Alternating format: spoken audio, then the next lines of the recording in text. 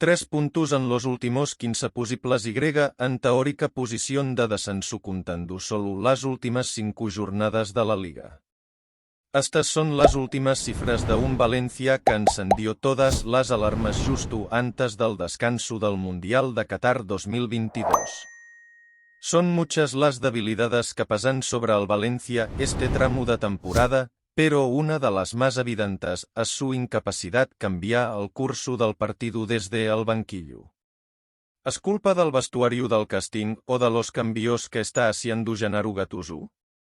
En las últimas temporadas el debate sobre las características de la unidad B ha estado sobre la mesa. Este rumbo no ha cambiado y el ejemplo más reciente es el último partido de la Liga ante la Real Sociedad. El Valencia de Gattuso mantuvo su superioridad numérica desde el minuto 16 y, aún así, no pudo dar la vuelta al marcador. Tampoco con los 4 novatos que ingresaron en la segunda mitad, el primer cambio lo obligó la lesión de Gabriel Paulista. Hugo Duro, Nico González, Samu Castillejo y Dimitri Fulquier fueron los elegidos en la última ocasión. El guión de la película es el mismo, o muy parecido, desde el primer día. Contando las 13 jornadas disputadas hasta el momento, el balance de puntos desde que se produce la primera sustitución del partido hasta el final del encuentro es de menys 9.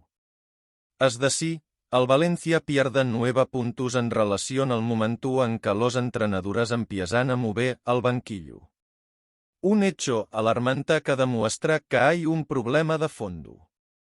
De momento, solo en 2 partidos se ha podido mejorar el resultado con los debutantes, 5 de gener ante el Getafe y entre 3 y 0 ante el Celta, pero en ambos partidos los 3 puntos iban por buen camino ante los cambios.